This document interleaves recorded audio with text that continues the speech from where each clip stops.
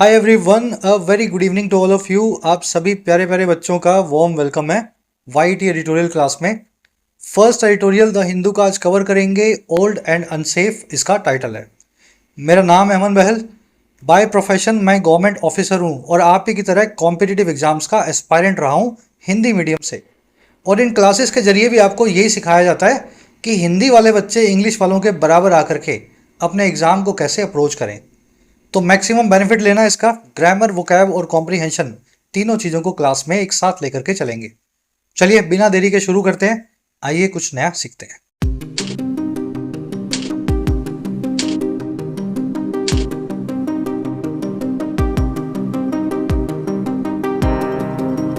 कह रहा है जी ओल्ड एंड अनसेफ।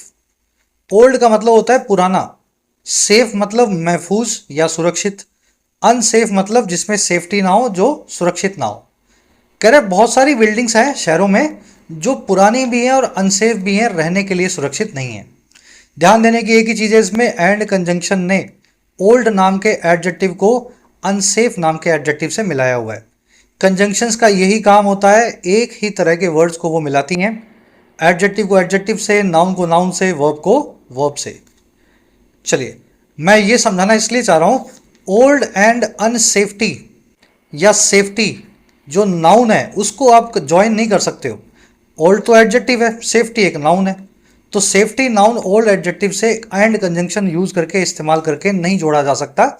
इस पे बहुत सारे क्वेश्चंस आपको एरर्स में मिलते हैं। टाइटल पैराग्राफ देखते हैं क्या कहना चाह रहा था। कह रहा है जी cities must undertake fire safety for their old buildings. कह रहा है जो हमारे शहर हैं, सिटीज हैं, इनको अंडरटेक करना ही होगा। टेक का मतलब होता है लेना, अंडर का मतलब है अपने नीचे। किसी चीज़ को अपने नीचे लोगे, किसी काम को, तो उस काम को आप टेकअप करोगे, जिम्मेदारी लोगे और शुरू करोगे। तो सिटीज़ को भी अपने नीचे लेना होगा, जिम्मेदारी के साथ में शुरू करना होगा। फायर सेफ्टी को लेकर के जांच पड़ताल को या ऑडिट को, और किसके लिए? अपने शहरों की ओल्ड बिल्डिंग्स के लिए, पुरानी इमारतों के लिए। फायर सेफ्टी ऑडिट, इसमें नगर पालिका वाले आकर के, फायर डिपार्टमेंट वाले आकर के आपकी बिल्डिंग में चेक करते हैं कि फायर लगने पे क्या इस बिल्डिंग से सुरक्षित होकर के निकला जा सकता है। तो ये फायर सेफ्टी ऑडिट के अंदर पता लगता है और एक स्कोर मिलता है। अगर स्कोर बहुत कम है तो बिल्डिंग में सुधार किए जाते हैं, स्कोर अगर ठीक ठाक है तो आप उसमें रहने का आपको सर्टिफिकेट मिल जाता है।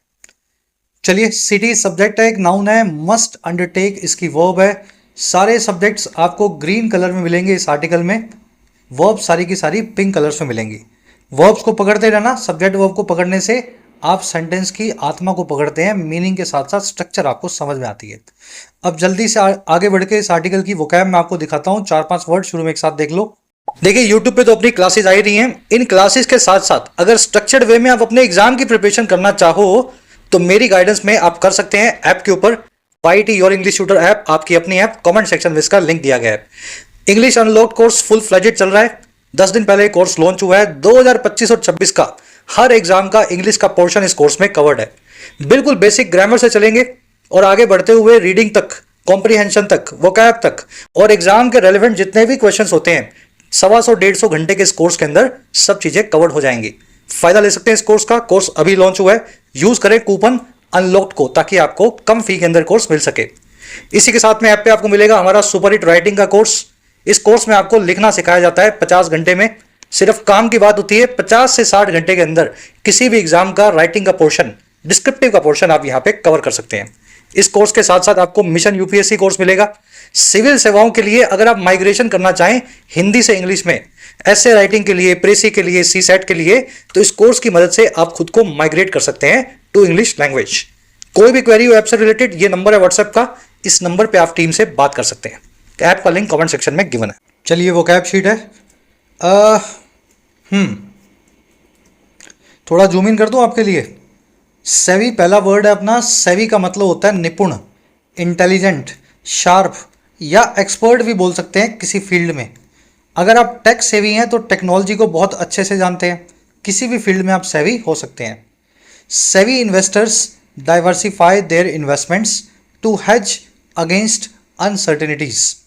जो समझदार और निपुण निवेशक होते हैं, इन्वेस्टर्स होते हैं, वो हमेशा डाइवर्सिफाई करते हैं या फैला करके रखते हैं। डाइवर्सिफाई करना, चीज़ों को एक जगह कंसंट्रेट ना करना, थोड़ा सा गोल्ड खरीद लिया, थोड़े स्टॉक्स, थोड़ी रियल इस्टेट, है ना, डाइवर्सिफिकेशन। तो समझदार निवेशक हमेशा फैला करके रखते हैं अपने निवेश को या इन्वेस्टमेंट्स को, ताकि वो हेज अगेंस्ट कर सकें या प्रोटेक्ट अगेंस्ट कर सकें अनसर्टेनिटीज के सामने, अनिश्चितताओं के सामने।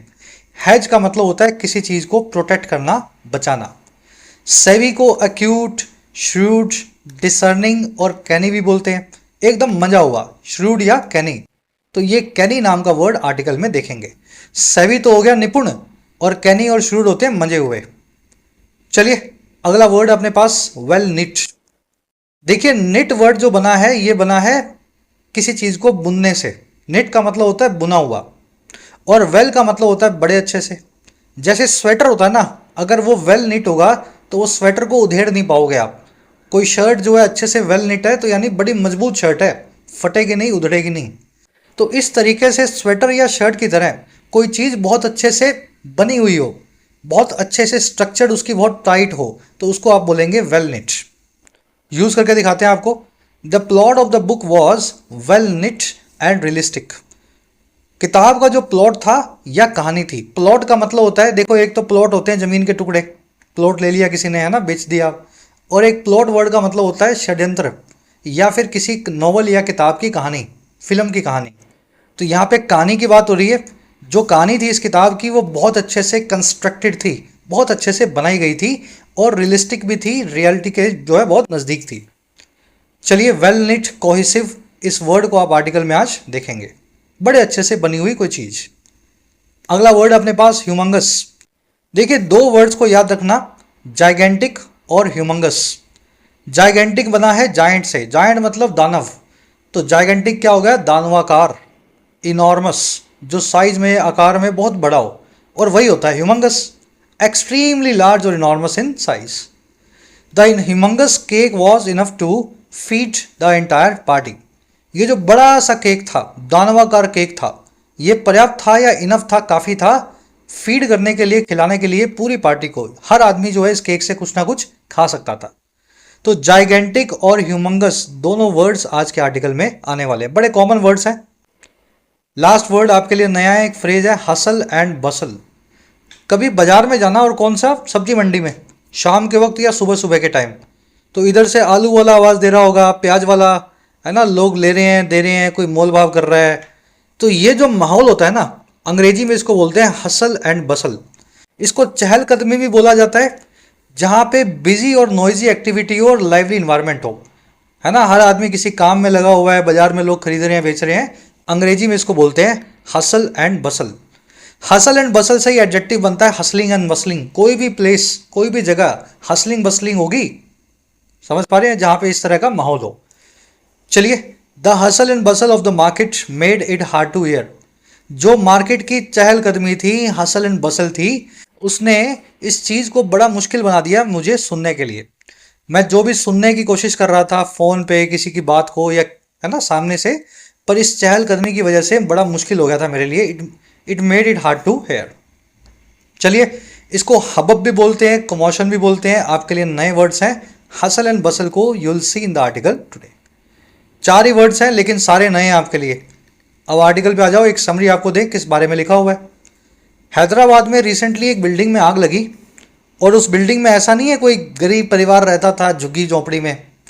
एक वहाँ का बड़ा ही खानदानी व्यापारिक घराने के लोग थे, 15-16 लोग उस बिल्डिंग में ज्वेलर्स का काम करते थे, वहीं पूरा परिवार रहता था, पैसे वाले लोग थे। 16 लोग इस आग में जल के मर गए, या फिर दम घुटने से मर गए, जिनमें से 8 तो सिर्फ बच्चे थे। ऐसा हुआ इसलिए मालूम है क्योंकि इस बिल्डिंग को बहुत पहले बनाया गया था, और आजकल के इलेक्ट्रिकल लोड को, वायरिंग के लिए हिसाब से ये बिल्डिंग जो है तैयार नहीं थी, और ना ही इसकी कभी फायर सेफ्टी ऑडिट हुई थी। इसलिए जब आग लगी तो बहुत पैसे वाला परिवार रहने के बावजूद, बहुत सारे नौकर चाकर, बहुत सारे साधन होने के बावजूद, ये लोग इस बिल्डिंग से बाहर नहीं निकल पाए। हमारा आर्टिकल यही कह रहा है कि देश में बहुत शहरों में ऐसी बिल्डिंग्स आपको मिलेंगी, अच्छे बढ़िया लोग वहाँ रहते हैं, लेकिन फायर सेफ्टी का कोई इंतजाम नहीं है।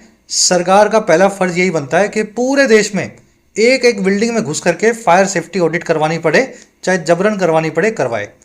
नहीं तो ऐसे एक्सीडेंट्स होते रहेंगे और आप हाथ पे हाथ धरे देखते रहोगे। आज की टोन है अर्जेंट, अर्जेंसी दिखा रहा है इस समस्या के लिए। फर्स्ट पैराग्राफ आपके सामने है, इसको एक दे दो रीडिंग। पहले खुद से मीनिंग निकालने की कोशिश करो क्या लिखा हुआ है, फिर मेरे साथ में पढ़ना। ऑलराइट, वीडियो को पॉज करके खुद से ट्राई जरूर देना। कह रहा है जी, mixing history, tradition and commerce, the old city neighbourhoods of India's metropolises have a unique vibrancy, colour and feel. कह रहा है जी, मिक्स करते हुए या मिश्रण करते हुए, मिलाते हुए हिस्ट्री को यानी अतीत को, ट्रेडिशन को यानी परंपराओं को, और कॉमर्स को यानी व्यापार को। कह रहे हैं इन तीनों चीज़ों को मिलाते हुए ना, जो हमारे ओल्ड सिटी नेबरहुड्स हैं, नेबरहुड का मतलब होता है आस पड़ोस या फिर मोहल्ले, और ओल्ड सिटी नेबरहुड्स मतलब शहरों के पुराने मोहल्ले। और ये कहाँ के हैं? ये मोहल्ले हैं भारत की मेट्रोपोलिसिस के, भारत के बड़े बड़े शहरों के। मेट्रोपोलिस यानी एक बड़ा शहर, मेट्रोपोलिसिस उसका एडजेक्टिव है। कह रहा है जी, इस चीज़ को करते हुए, हिस्ट्री को, ट्रेडिशन को और कॉमर्स को मिलाते हुए, ये जो हमारे पुराने मोहल्लों वाले शहरों में पुराने मोहल्ले जो हैं, इनके पास एक बड़ा ही अनोखा या यूनिक वाइब्रेंसी है, जिंदा दिली है, कलर है, रंग है और फील है। बहुत अच्छी यहाँ पे वाइब्स आपको मिलेंगी। समझ गए ना? किसी पुराने जयपुर में चले जाओ, पुराने अजमेर में, पुरानी दिल्ली में, पुराने अहमदाबाद में, तो आपको एक अलग सी फीलिंग आएगी कि वहाँ पे कल्चर भी दिखेगा, ट्रेडिशन भी दिखेगा, कॉमर्स भी, ऑफ कोर्स वहाँ पे आपको व्यापार भी मिलेगा। तो चलिए, ओल्ड सिटी नेबरहुड्स सब्जेक्ट है आपका। नेबरहुड मतलब आस पड़ोस या मोहल्ला, एक नाउन है। हैव इनकी वर्ब है। इन मोहल्लों के पास एक बहुत यूनिक या खास वाइब्रेंसी यानी जिंदा दिली है, कलर है, और यहाँ पे आपको भावनाएं भी मिलेंगी। आगे बढ़े, सब्जेक्ट वर्ब मैच करना है जरूर से। कह रहा है जी, some of the hardiest entrepreneurs, talented craftsmen and canny business people have set shops there. कह रहा है जी, कुछ एक जो हार्डिएस्ट एंटरप्रेन्योर्स हैं, हार्डिएस्ट मतलब बहुत कड़े, एंटरप्रेन्योर्स का मतलब होता है जी व्यापारी, जो कोई बिजनेस चलाए, कुछ है ना, एंटरप्राइज को चलाए, एंटरप्रेन्योर। कह रहा है जी, कुछ एक जो बड़े कड़े व्यापारी जो हैं, बड़े बड़े व्यापारी। टैलेंटेड क्राफ्ट्समैन है, क्राफ्ट्समैन मतलब हाथ कारीगर, कोई बढ़ई है, कोई सुनार है, टैलेंटेड है। और कुछ कैनी यानी कि मंजे हुए बिजनेस पीपल आपको मिलेंगे, व्यापारी भी मिलेंगे। इन्होंने सेट कर दिया है वहां पे अपनी दुकानों को पुराने मोहल्लों में भारत के। और साथ में कौन है इनके? साथ में बता रहा है अलोंग विद लगा के, along with the working class that help turn the wheels of the economy. साथ ही साथ आपको वहाँ वर्किंग क्लास मिलेगी, काम करने वाले लोग मिलेंगे मिडिल क्लास के, जो कि हेल्प करते हैं या मदद करते हैं हमारी इकोनॉमी के चक्के को घुमाने में, यानी turn the wheels of economy करने में। तो शहरों में आपको पुराने मोहल्लों में ये सब लोग मिलेंगे।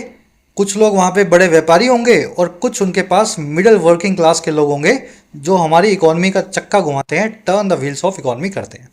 कितने प्यारे सेंटेंस बने हुए हैं। चलिए, सम of the hardiest entrepreneurs, craftsman और बिजनेस पीपल की वर्ब है हैव सेट। अब दो चीजें अपने को देखनी है।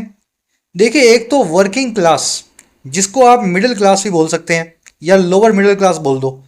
इसके लिए अपने पास कुछ वर्ड्स अंग्रेजी में, और ना केवल वर्किंग क्लास के लिए बल्कि आपके पास अपर मिडिल और रिच क्लास के लिए भी कुछ वन वर्ड्स हैं, और ये सबको आने चाहिए। पहले तो इनको बोल के देखो, स्पेलिंग देखो इनकी, फिर मैं इनके मीनिंग्स आपको बताता हूं। पहला है जी प्रोलेटरिएट, दूसरा है जी बॉर्जियोसी, तीसरा है नोवो रिच, और चौथा है एलीट या जेंट्री। प्रोलेटरिएट वो लोग होते हैं जो ब्लू कॉलर वर्कर्स होते हैं। ब्लू कॉलर वर्कर्स यानी जो मजदूरी करेंगे, बाजार में घूमने का काम करेंगे, रिक्शा चलाना, है ना, इस तरह के काम, जो हाथ से काम करते हैं, दिमाग का काम कम और शरीर तोड़ने का काम ज़्यादा, इनको बोलते हैं प्रोलेटरिएट। प्रोलेटरिएट के बिल्कुल ऊपर होते हैं बॉर्जियोसी। ये वो लोग हैं जो कि काम तो मिडिल क्लास का ही करते हैं, लेकिन ये बैठ के करेंगे एक जगह। कोई मुनीम है, कोई छोटा वैद्य है, नीम हकीम है, डॉक्टर के नीचे लेवल के, समझ गए ना, मिडिल क्लास के लोग। तीसरे हैं जी नोवो रिच, ये वो लोग हैं जो व्यापारी लोग हैं और अभी अभी अमीर हुए हैं, पुश्तैनी पैसा नहीं है इनके पास, अभी इन्होंने कुछ 5, 10, 15 साल में कुछ पैसा कमाया है। जैसे कि अडानी परिवार, ये नोवो रिच परिवार है, 20 सालों में इन्होंने पैसा देखा है। इसके बाद है जी एलीट या जेंट्री, ये है खानदानी पैसे वाले लोग, फॉर एग्जाम्पल बिरलाज, अंबानीज, है ना, इस तरह मित्तल्स, जिन्होंने बहुत पहले से जनरेशनल वेल्थ को टाटास कमाया है। तो ये 4 तरह के वर्ड सोशल क्लास को बताने वाले वन वर्ड्स हैं। देखो करने तो आपको ही हैं, मैं बता सकता हूँ, सिखा सकता हूँ, स्पेलिंग्स जरूर देख लेना, बोल करके देख लो, स्क्रीनशॉट ले लोगे तो और अच्छे से याद रहेगा। दूसरा एक कॉन्सेप्ट है ग्रामर का। आपने एडजेक्टिव की डिग्री सुनी होंगी, यूज भी करते होंगे। पॉजिटिव डिग्री होती है गुड, यानी अच्छा। अच्छा से ऊपर क्या होता है? बेहतर, जिसको अंग्रेजी में बोल देते हैं बेटर। और इससे अच्छा होता है जी सबसे अच्छा, जिसको बोलते हैं द बेस्ट। तो ये है जी comparative degree, sorry positive degree, ये है कंपैरेटिव डिग्री और ये सुपरलेटिव। लेकिन अंग्रेजी में कुछ एडजेक्टिव हैं जिनकी डिग्रीज आपको बनानी ही नहीं है, क्योंकि वो होती ही नहीं है। ये सारे एडजेक्टिव्स मैंने आपके सामने लिखे हैं। Unique, perfect, full, empty, idea, universal, round, square, dead, infinity, fine और फेटल। रीजंस क्या है इसका? देखो रीजन ये है कि जो चीज़ यूनिक है, यूनिक का मतलब है नायाब, तो नायाब चीज़ को आप मोर यूनिक तो लिख नहीं सकते हो। अगर कोई चीज़ अपने आप में नई और नायाब है तो फिर नई नायाब चीज़ के आगे मोर क्यों लगाना? कोई चीज़ अगर परफेक्ट है तो परफेक्ट के आगे मोर परफेक्ट की क्या ज़रूरत है? परफेक्शन अपने आप में ही कंप्लीट होता है। अगर गिलास भरा हुआ है तो फिर मोर फुल लिखने की ज़रूरत नहीं है। भरा हुआ का मतलब ये होता है कि उसमें एक बूंद भी पानी नहीं आएगा। अगर कोई घड़ा खाली है, बर्तन खाली है, तो फिर मोर एम्प्टी, मोस्ट एम्प्टी लिखने की जरूरत नहीं है। खाली का मतलब ये होता है उसमें एक बूंद भी चीज जो है पानी नहीं है, किसी चीज का कतरा भी नहीं है। वैसे डेड, जो चीज मरी हुई है वो मरी हुई है, मोर dead, more most dead. Square का मतलब होता है चौकोर, राउंड का मतलब होता है सर्कुलर, है ना, गोल। अगर कोई चीज राउंड है, गोल है, तो फिर मोर राउंड, मोस्ट राउंड ऐसा लिखने की जरूरत नहीं है। गोल है तो गोल है। यूनिवर्सल भी ऐसा ही होता है, यूनिवर्सल यानी जो सब जगह हो, जैसे कि खुदा, गॉड, भगवान। और फेटल का मतलब होता है जानलेवा या जानघाती। तो कोई चीज अगर जानलेवा है तो मोर फेटल या लेस फेटल नहीं होता। तो ये आपको एक लॉजिकली मैंने आपको सिखाया इन एडजेक्टिव्स की कंपैरेटिव और सुपरलेटिव डिग्री का इस्तेमाल अंग्रेजी में टेक्निकली आपको नहीं करना चाहिए। एक क्वेश्चन अपने यहाँ सॉल्व करेंगे, बड़ा आसान सा है। आप पहले खुद से कर लो एक बार, फिर मैं तो करवा ही दूंगा। The solution was different and the most unique. वही बात है, यूनिक का मतलब है नवेला, अलग, अनोखा। अगर कोई चीज़ अनोखी है, सबसे अलग है, तो यूनिक है वो। फिर मोर यूनिक, मोस्ट यूनिक लगा के क्या बताओगे आप? भाई जो चीज़ अलग है, सबसे अलग है, यूनिक है, तो फिर वो मोर यूनिक या मोस्ट यूनिक से उसको बताने की जरूरत ही नहीं है। तो मतलब यहाँ पे द मोस्ट को आपको निकाल देना है, डिफरेंट एंड यूनिक। चलिए स्क्रीनशॉट ले लेना, बड़े प्यारे कॉन्सेप्ट्स हैं, ग्रामर के नए आज आपके लिए। नेक्स्ट बढ़ते हैं पैराग्राफ पे, आराम से दे दो इसको एक रीडिंग।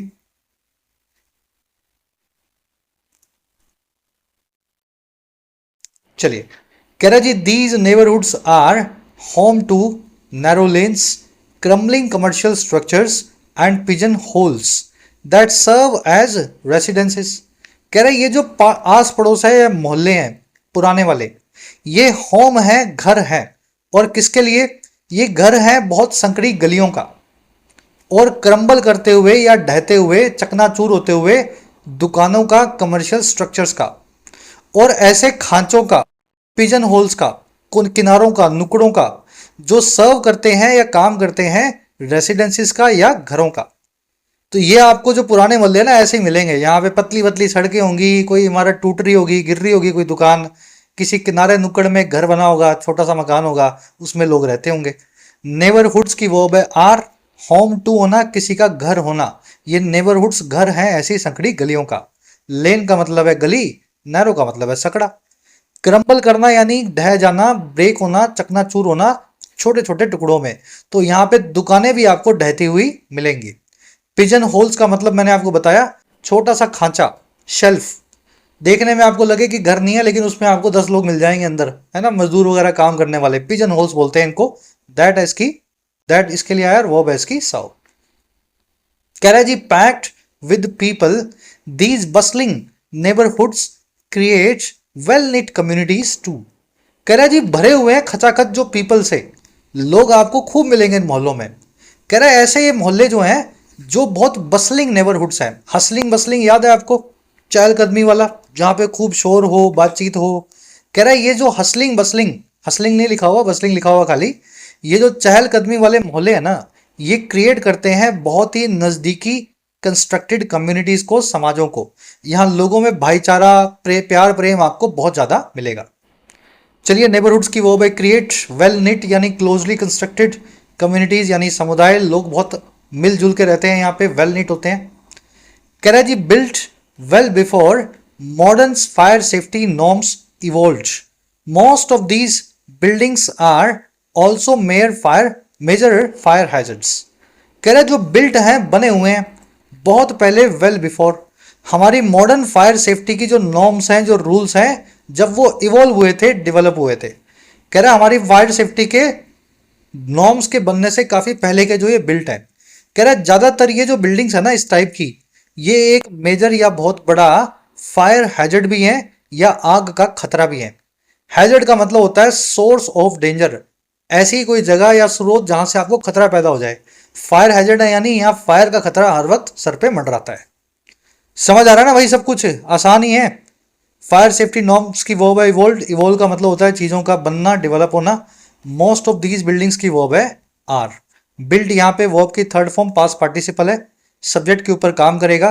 ज़्यादातर ये बिल्डिंग्स फायर हैजर्ड जो हैं वो बिल्ड हैं बहुत पहले या बनी हुई हैं काफ़ी वेल बिफोर। कह रहा है जी a stone's throw away from the Char Minar in Hyderabad, a building in Gulzar house housed a large joint family engaged in the jewelry business from the time of the Nizam as well as several shops। कह रहा है जी एक पत्थर मार दूरी के ऊपर, stone's throw away. Stone's throw away क्या होता है? एक पत्थर हाथ में लो और एवरेज आदमी अगर पत्थर फेंकेगा तो 100-150 मीटर फेंक पाएगा, इससे ज़्यादा तो फेंक नहीं पाएगा। तो स्टोन्स थ्रो अवे अंग्रेजी में एक ईडियम है, इसका मतलब होता है 50, 100 या 150 मीटर की दूरी पे। कह रहा है जी 50, 100, 150 मीटर की दूरी पे, एक पत्थर मार दूरी पे, और कहां से? हैदराबाद में फेमस चार मीनार से एक बिल्डिंग हुआ करती थी गुलजार हाउस में, और ये हाउस करती थी या रखती थी अपने अंदर, हाउस करना किसी को अपने घर में रखना, जैसे होम यहाँ यूज हुआ ना वैसे हाउस यूज हुआ है। और किसको रखती थी? एक बहुत बड़ी जॉइंट फैमिली को। वो फैमिली जो इंगेज थी, लगी हुई थी सुनार के काम में, ज्वेलरी बिजनेस में। और कब से लगी हुई थी? ये फैमिली थी फ्रॉम द टाइम ऑफ निजाम, आज से 50-100 साल पहले से काम कर रही है, निजाम के वक्त से। और साथ ही साथ यहाँ पे कई शॉप्स भी थी, दुकानें भी थी। चलिए बिल्डिंग जो है वो सब्जेक्ट है, वर्ब है इसकी हाउस्ड, हाउस करना, किसी को अपने घर में रखना, किसी को अपने अंदर समा लेना। तो इस बिल्डिंग में समाये हुआ था एक जॉइंट फैमिली जो कि इंगेज था जो है ज्वेलरी के बिजनेस में। इंगेज यहाँ का मतलब है लगा हुआ, वर्ब की थर्ड फॉर्म एडजेक्टिव है। ठीक है, चलो ये ईडियम जरूर से देखना, आज के क्विज में पूछी है मैंने। अ स्टोन्स थ्रो अवे यानी from a small distance, 50, 100, 150, 200 metre, जितनी दूर आप ढेला मार सकते हो। अब देखो एक ग्रामर कॉन्सेप्ट है बड़ा प्यारा। यहां लिखा हुआ है होम, यहां लिखा हुआ है हाउस, दोनों का मतलब होता है घर। अब इन दोनों में फर्क क्या है? फर्क मतलब इनके यूसेज में कैसे फर्क है। अगर आप किसी चीज को होम टू बता रहे हो या आप हाउस बता रहे हो, दोनों का मतलब एक ही है, लेकिन इन स्ट्रक्चर्स को आपको ब्रेक नहीं करना है। जैसे the shelter is home to over 50 stray dogs. ये शेल्टर जो है ना, ये जो शेल्टर समझते हो आप, जहां पे आप किसी को शरण पनाह दे सको, शरण दे सको, ये जो शेल्टर है, पनाह घर है, ये होम है या घर है। और किनके लिए? 50 से ज्यादा आवारा कुत्तों के लिए। It is home to over 50 stray dogs. तो ये स्ट्रक्चर बिल्कुल सही है। बी फैमिली की वर्ब लगाओ, फिर होम टू लिखो, होम एक एडजेक्टिव का काम करेगा, और टू प्रेपोजिशन होगी जिसको आपने घर बना के रखा है। लेकिन इस सेंटेंस को ऐसे भी लिखा जा सकता है, the shelter houses over 50 stray dogs. House यहाँ पे मेन वर्ब का काम कर रही है, एडजेक्टिव नहीं है, पीछे ईएस लगा हुआ है। हाउसेस का मतलब भी होता है किसी को अपने पास रखना। तो आप चाहे तो दोनों में से जो स्ट्रक्चर यूज करना चाहें वो करें, लेकिन दोनों को मिक्स नहीं करना। ऐसा नहीं लिख देना the shelter is house to, ऐसा नहीं लिख देना, या ऐसा नहीं लिख देना द शेल्टर होम्स। दोनों को मिक्स करके नहीं चलाना है, अपना अपना दोनों का काम है। जो यूज कर लो, एक दोनों में से एक जो है आप यूज कर सकते हो, जो आपको पसंद हो। चलो अगर आप ये कॉन्सेप्ट समझ गए, मुझे लग रहा है थोड़ी कंफ्यूजन आपको अभी भी हो रही होगी, नया कॉन्सेप्ट है ना, कोई बात नहीं। एक सेंटेंस मैं आपको दे रहा हूं, सब लोग इसको ट्राई करेंगे। फिर मैं आपके साथ ट्राई करता हूं, देखते हैं इसमें क्या एरर है। कमेंट सेक्शन में डालना जिन बच्चों को एरर पकड़ में आ जाए। The island is house to rare birds. ये आइलैंड जो है घर है बहुत सारे रेयर बर्ड्स का या नवेले पक्षियों का। चलो देखिए, मैंने लिखा है इज हाउस टू, या तो मैं ऐसा लिख दूं the island is home to. ठीक है, तो ये पहले वाली स्ट्रक्चर बन जाएगी, इज हेल्पिंग वर्ब होगी, मेन वर्ब का काम करेगी, और होम यहाँ पे एडजेक्टिव हो जाएगा। और होम किसके लिए है? बहुत सारे बर्ड्स के लिए। या तो यूं कर दो, या फिर हाउस को ही वर्ब बना दो, इज को निकाल दो और आइलैंड के लिए लगेगा हाउसेस। और ये वर्ब जो है ट्रांजिटिव होती है, अपने बाद प्रेपोजिशन नहीं लेती है। द आइलैंड हाउसेस, टू निकाल के हाउसेस रेयर बर्ड्स। तो चाहे जो बना लो वो बनाना चाहो, लेकिन इज हाउस जो है ऐसे स्ट्रक्चर को नहीं बनाना है। चलो बताना जरूर से कितने लोगों ने इस स्ट्रक्चर को पकड़ा ठीक से। नहीं समझ आई हो तो भी कमेंट्स में डालना। सैटरडे संडे में एक नई क्लास करने वाले हैं, थोड़ा मुझे टाइम मिल जाए, इस वीक से मिलना चाहिए प्रोबेबली, जहां पे 4 5 6 15 मिनट के अंदर 4 5 6 पूरे वीक में आए हुए ग्रामेटिकल कॉन्सेप्ट्स को आपको समझा दिया जाएगा रिवीजन के लिए। बाद में आपको उनके एग्जाम से पहले आप उनको प्ले भी कर पाओगे, है ना। चलो नेक्स्ट पैराग्राफ है, आराम से देख लो इसको, रीडिंग ले लो इसकी फटाफट।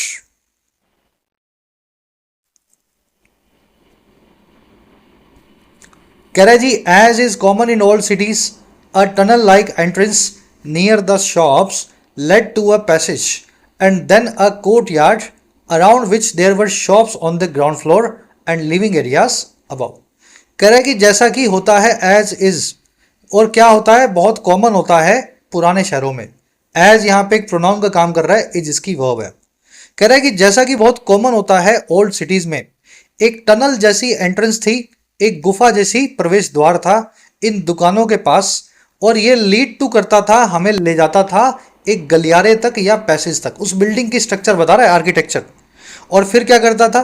फिर ले जाता था एक कोर्ट यार्ड की तरफ, बरामदे की तरफ, जिसके चारों तरफ अराउंड विच शॉप्स हुआ करती थी ग्राउंड फ्लोर पे, और लिविंग एरियाज होते थे, रहने के घर होते थे ऊपर की तरफ। तो ये स्ट्रक्चर थी। एक गुफा सी में से निकलोगे अंदर होते हुए, फिर एक आगे गलियारा आएगा, है ना, फिर एक बरामदा आएगा, बरामदे में ऐसे ऐसे दुकानें होंगी, ऊपर घर बने होंगे। चलिए, एज की वर्ब है इज, एज एक प्रोनाउन है मैंने आपको बताया। एंट्रेंस की वर्ब है लेट टू। कह रहा है जी, a skylight above the courtyard permitted light but no air. कह रहे एक स्काई लाइट भी थी। अब स्काई लाइट क्या होता है? बड़ा कॉमन वर्ड है, ये रोज यूज करते हो आप। स्काई मतलब आसमान, लाइट मतलब रोशनी, आसमानी रोशनी मतलब रोशनदान, खिड़की रोशनदान। कह रहा है जी, एक आसमानी रोशनी का स्रोत यानी रोशनदान भी था इस कोर्टयार्ड के ऊपर, बरामदे के ऊपर, जो परमिट करता था या आने देता था लाइट को, लेकिन हवा आने का कोई रास्ता नहीं था। मतलब ऐसा रोशनदान था जिसमें या तो छेद बहुत छोटे थे या फिर उसमें कांच वांच लगा होगा, हवा नहीं आ सकती।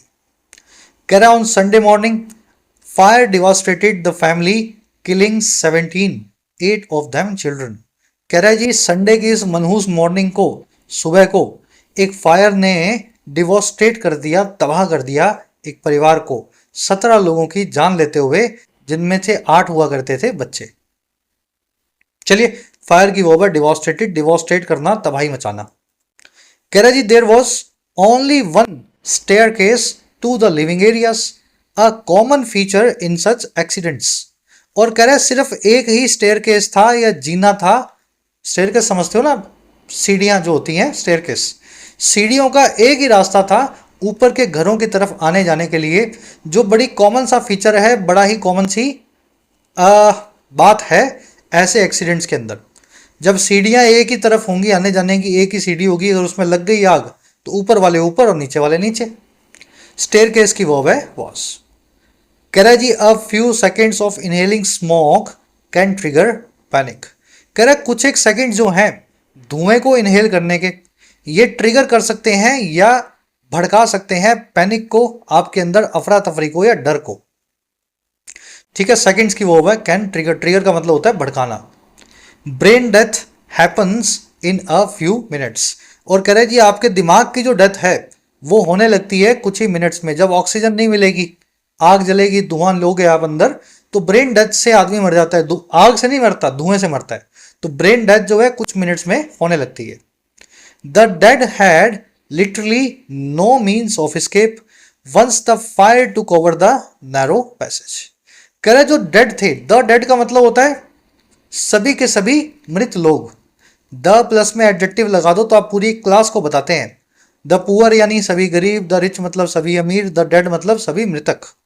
कह रहे सभी जो मृत थे उनके पास था लिटरली यानी वास्तव में कोई भी मीन्स नहीं, कोई भी जरिया नहीं बच निकलने का।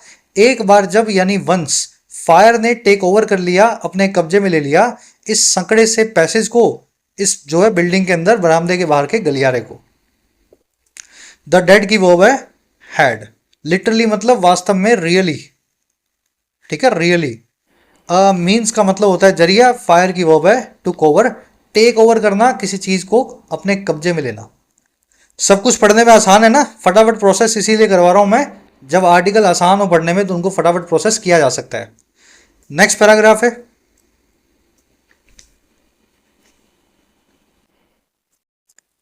चलो रीडिंग जरूर लेना। कह रहा है जी photographs taken hours after the blaze was put out still showed smoke obscuring the insides. कह रहे कई फोटोग्राफ्स जो टेकन थी या ली गई थी घंटों बाद इस ब्लेज के या आग के। कह रहा है और कब, जब इस ब्लेज को पुट आउट कर दिया गया था, बुझा दिया गया था। पुट आउट करना किसी मोमबत्ती आग को बुझा देना। कह रहा है ऐसी जो फोटोग्राफ्स थी जो घंटों बाद ली गई थी आग के बुझने के, वो अभी भी दिखा रही थी स्मोक यानी धुआं रोकता हुआ, ऑब्स्क्योर करता हुआ या धुंधला बनाता हुआ अंदर के नज़ारे को। मतलब कैसी आग होगी अगर घंटों बाद बुझाने के बाद भी धुआं इतना निकल रहा था, तो पहले कितना ही धुआं रहा होगा। ठीक है ना। फोटोग्राफ्स की वर्ब है शोड, वर्ब की सेकंड फॉर्म लगी हुई है। ब्लेज की वर्ब है वॉज पुट आउट, वर्ब की थर्ड फॉर्म बी फैमिली की वर्ब के बाद पैसिव वॉइस में। पुट आउट करना किसी चीज को, आग को, मोमबत्ती को, बिजली को, रोशनी को बुझाना। पुट यहाँ पे वर्ब की ऐसी फॉर्म है जिसकी V1 V2 V3 सेम है, यहाँ पे V3 का इस्तेमाल हुआ है पैसिव वॉइस बनाने के लिए। ऑब्स्कर करना किसी चीज को धुंधला बनाना, देखने से, देखना जिसमें मुश्किल हो, है ना, धुंधला। कह रहा है जी Gulzar Houz type buildings are a common sight across India's inner cities and are standing fire hazards. कह रहा है ये जो गुलजार हाउस टाइप बिल्डिंग है ना, ये एक बहुत ही कॉमन सा साइट है या नज़ारा है पूरे देश के अक्रॉस जो इनर सिटीज़ हैं, अंदरूनी शहर है वहाँ पे। और ये हैं खड़े हुए या स्टैंड करते हुए फायर हैजर्ड्स, आग को लेकर के खतरे। तो ये बिल्डिंग्स नहीं है, ये आग के जो है बड़े बड़े कारखाने हैं या आग के ये नर्क हैं। कभी भी आग लगेगी नर्क की तरह इसमें लोग जल जाते हैं, है ना। तो ये ऐसी बिल्डिंग्स के बारे में बता रहा है। गुलजार हाउस टाइप बिल्डिंग्स की वर्ब है आर, और दूसरी वर्ब भी है आर। स्टैंडिंग यहाँ पे एडजेक्टिव है।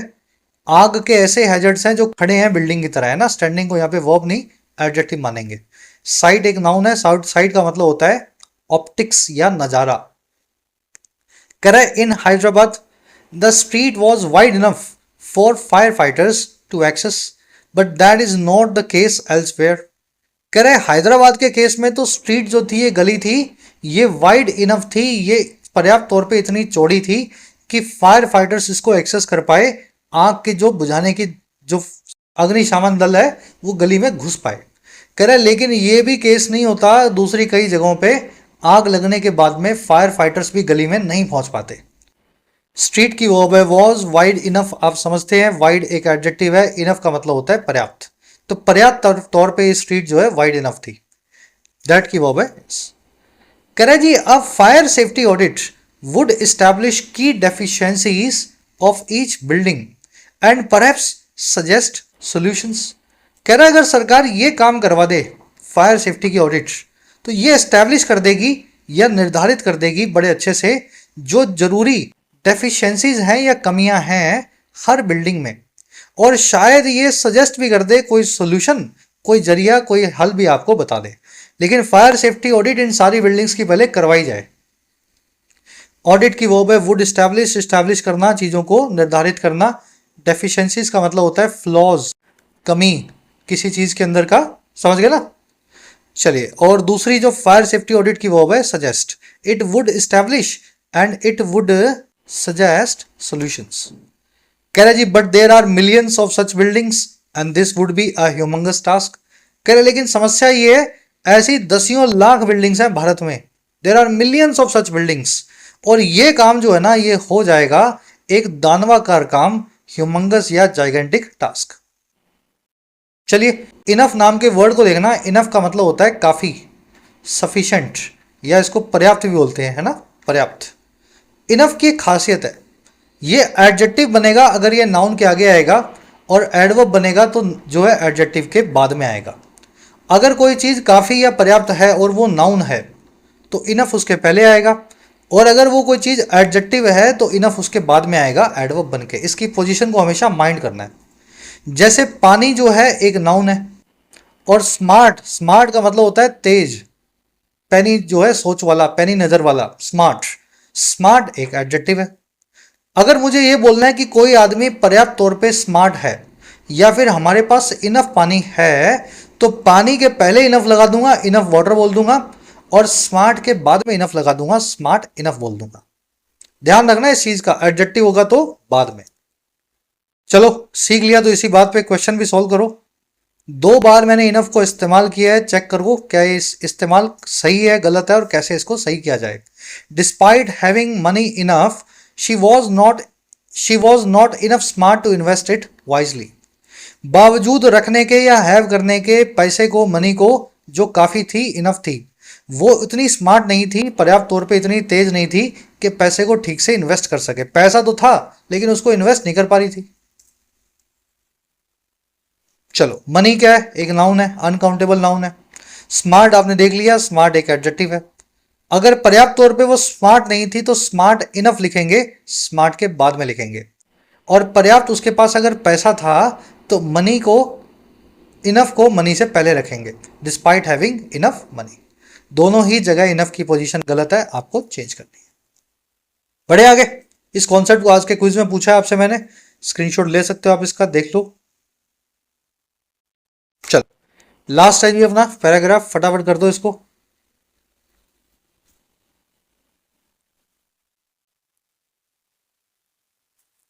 कह रहा है जी, communities can be engaged by city planners to create awareness and promote safety. कह रहा है जी, समुदायों को, कम्युनिटीज को, आसपास के परिवारों को लगाया जा सकता है, पैसिव वॉइस में इंगेज किया जा सकता है सिटी को प्लान करने वालों के द्वारा या फिर नगर पालिका के अधिकारियों के द्वारा। नगर सिटी को कौन प्लान करता है? Local body. कह रहे जी, पूरी कम्युनिटीज को काम पे लगाया जा सकता है या अपने साथ लेकर के इंगेज किया जा सकता है नगर प्लान जो है पालिकाओं के द्वारा। और क्यों? कि क्रिएट करें वो जागरूकता को, अवेयरनेस को, और प्रमोट करें सुरक्षा को यानी सेफ्टी को। Too often a building is built for certain electric load and over time the load increases multifold with air conditioners becoming must haves। कह रहा है जी, अक्सर ऐसा होता है, too often एक बिल्डिंग को बनाया जाता है एक सर्टेन इलेक्ट्रिक लोड के लिए। इलेक्ट्रिक लोड समझते हैं ना, घर की वायरिंग आपको लोड के हिसाब से करवानी पड़ती है। 4 किलोवाट लोड है तो उसकी वायरिंग अलग है, और अगर 8 किलोवाट लोड है तो उसकी वायरिंग अलग है। डिपेंड करेगा घर में कितने एसी, कितने फ्रिज चल रहे हैं। तो कई बार बिल्डिंग जो है अक्सर जो है बनाई जाती है एक खास इलेक्ट्रिक लोड के लिए, 4-5 किलोवाट के लोड के लिए। लेकिन ओवर टाइम, वक्त के साथ, पुरानी बिल्डिंग्स हैं 100 साल पुरानी, ये लोड जो है ये बढ़ने लगता है, कई गुना बढ़ जाता है, मल्टीफोल्ड हो जाता है। और ये सारा काम होता है एयर कंडीशनर्स के हो जाने के साथ या बन जाने के साथ, एक मस्ट हैव या जरूरी चीज। मस्ट हैव एक फ्रेज अंग्रेजी में नाउन ही होता है। मस्ट हैव यानी जो आपको हैव करना ही है, जो आपके लिए बड़ा जरूरी है। तो 4-5 किलोवाट की बिल्डिंग के अंदर अचानक से 10 साल, 20 साल, 50 साल में 20 किलोवाट के एसी चलने लगते हैं, आग लगेगी। बिल्डिंग की वर्ब है इज बिल्ट, लोड की वर्ब है इंक्रीजेस, मल्टीफोल्ड यानी कई गुना। मस्ट हैव आपने देख लिया। कह रहा जी, fire safety takes a hit right there.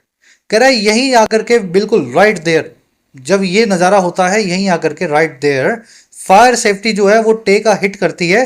Fire safety जो है उसको चोट पहुंचती है, यानी फायर सेफ्टी जो है खत्म हो जाती है ऐसी बिल्डिंग में। टेक अ हिट करना, किसी चीज को चोट पहुंचना। Creating more access and exit points and training residents to escape fires are eventually the most effective fire safety measures. कह रहे जी, क्रिएट करना और ज्यादा अच्छे एक्सेस को, पहुंच को या उपलब्धता को, और एग्जिट के पॉइंट्स को, बाहर निकलने के पॉइंट्स को, रस्तों को। और दूसरा काम जो है ट्रेन करना वहाँ के लोकल रेसिडेंट्स को कि वो कैसे स्केप करेंगे फायर से। कह रहा है ये जो 2 काम है ना, पहला काम कौन सा? क्रिएटिंग, दूसरा काम कौन सा, ट्रेनिंग। ये इवेंचुअली आखिरकार सबसे असरदार तरीके हैं फायर सेफ्टी के मेजर्स को लेकर के। क्रिएटिंग, ट्रेनिंग दोनों जीरेंड्स हैं, दोनों की वर्ब है आर। जीरेंड अपनी वर्ब हमेशा सिंगुलर रखेगा, लेकिन दो जीरेंड मिल गए एंड कंजंक्शन से तो वर्ब भी इज से आर में बदल गई। कह रहा जी each neighbourhood could have volunteer fire champions who would advocate for fire safety. कह रहा जी हर एक मोहल्ले में, हर एक ऐसे आस पड़ोस में, पुराने वाले शहरों में वो रख सकता है, हैव कर सकता है एक वॉलंटियर यानी अपनी इच्छा से बना हुआ फायर चैंपियंस। हर मोहल्ले में 4-5 लोग हों जो अपनी इच्छा से फायर की ट्रेनिंग लेकर के आए, चैंपियन कहलाएंगे फायर चैंपियंस, ऐसा हो सकता है। और ये वही लोग होंगे जो एडवोकेट भी करेंगे, प्रमोट भी करेंगे, पैरवी भी करेंगे फायर सेफ्टी को लेकर के। तो ये काम भी नगर पालिकाएं करवा सकती हैं, लोगों को पकड़े और ट्रेन करे। कह रहा जी while policy in government action can initiate change, communities will have to be in the forefront of ensuring fire safety।